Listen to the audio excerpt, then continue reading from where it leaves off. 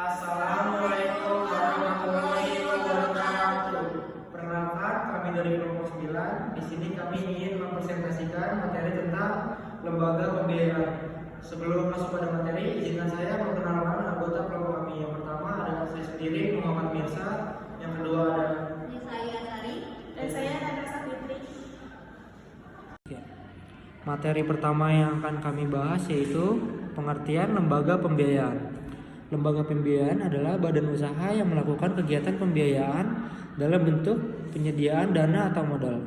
Ketentuan tentang lembaga ini telah diatur dalam Keputusan Presiden Republik Indonesia Nomor 61 Tahun 1988 Pasal 1 Ayat 2. Keputusan Presiden tersebut menjelaskan pengertian menangani lembaga pembiayaan, yaitu lembaga pembiayaan adalah badan usaha yang melakukan kegiatan pembiayaan dalam bentuk penyediaan dana atau barang modal dengan tidak menarik secara langsung dari masyarakat. Yang kedua itu ada jenis-jenis lembaga pembiayaan.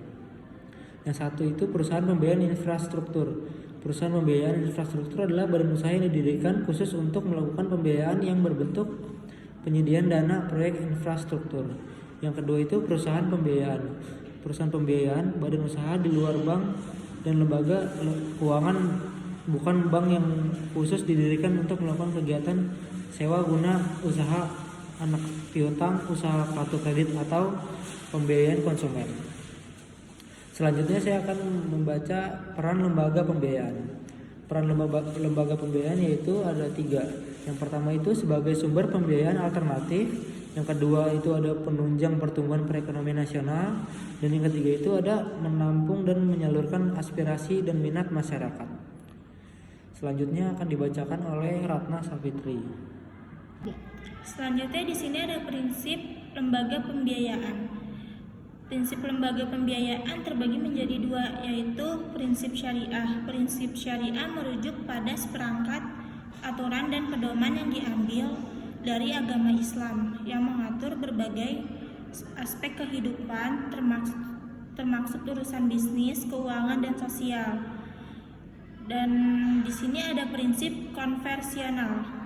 Istilah konversional mengacu pada sesuatu yang bersifat umum atau tradisional yang mengikuti kebiasaan atau praktik yang lazim digunakan.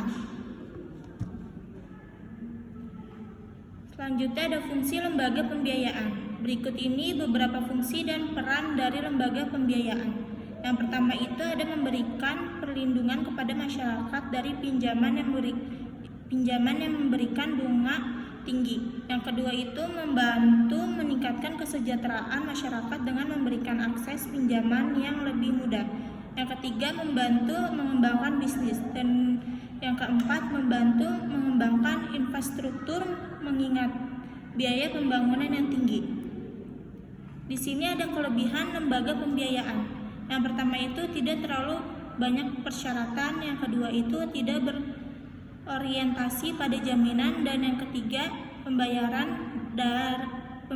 dan jangka waktu bisa disesuaikan dengan kemampuan konsumen. Selanjutnya akan dibacakan oleh Yesa. Oke, selanjutnya kelemahan lembaga pembiayaan. Yang pertama itu suku bunga yang cenderung lebih tinggi daripada bank konvensional. Kedua, persyaratan jaminan yang lebih ketat. Yang ketiga, adanya biaya tambahan seperti biaya administrasi dan angsuran.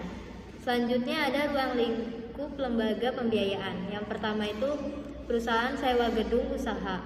Perusahaan sewa gedung usaha adalah badan usaha yang melakukan kegiatan pembiayaan dalam bentuk penyediaan barang modal baik secara finansial maupun operatif untuk digunakan oleh penyewa guna usaha selama jangka waktu tertentu. Berdasarkan pembayaran secara berkala, kegiatan sewa guna usaha dilakukan dalam bentuk penggadaian barang modal bagi penyewa guna usaha, baik dengan maupun tanpa hak opsi untuk membeli barang tersebut. Selanjutnya, perusahaan modal sektoral, yang dimana badan usaha yang melakukan kegiatan pembiayaan dalam bentuk penyertaan modal ke dalam suatu perusahaan pasangan usaha untuk jangka waktu tertentu. Perusahaan pasangan usaha adalah bentuk penyertaan modal dari modal vetural. Kegiatan modal vetural dilakukan dalam bentuk penyertaan modal ke dalam suatu perusahaan perusahaan penyediaan modal dalam setiap perusahaan pasangan usaha bersifat sementara dan tidak boleh melebihi jangka waktu 10 tahun. Selanjutnya, perusahaan anjangan piutang. Perusahaan anjangan piutang adalah badan usaha yang melakukan kegiatan pembiayaan dalam bentuk pembelian atau pengalihan serta pengurus piutang atau tagihan jangka pendek. Suatu perusahaan dari transaksi perdagangan dalam atau luar negeri. Penjualan piutang atau klien adalah perusahaan yang menjual atau mengalihkan piutang atau tagihannya yang timbul dari transaksi perdagangan kepada perusahaan anjak piutang. Kegiatan anjak piutang dilakukan dalam bentuk pembelian atau pengembalian piutang atau jangka pendek dari suatu transaksi perdagangan dalam dan luar negeri. Yang B, penataan usaha penjualan kredit serta penagihan piutang perusahaan klien. Selanjutnya di sini ada kesimpulan. Kesimpulannya, lembaga pembiayaan di Indonesia memiliki peran vital dalam mendukung pertumbuhan ekonomi dan menyediakan akses pembiayaan untuk kebutuhan konsumen dan bisnis. Dengan beragam produk dan layanan yang ditawarkan, lembaga-lembaga ini memfasilitasikan perputaran dana dan investasi, membantu individu dan perusahaan untuk memperoleh aset dan modal kerja yang dibutuhkan.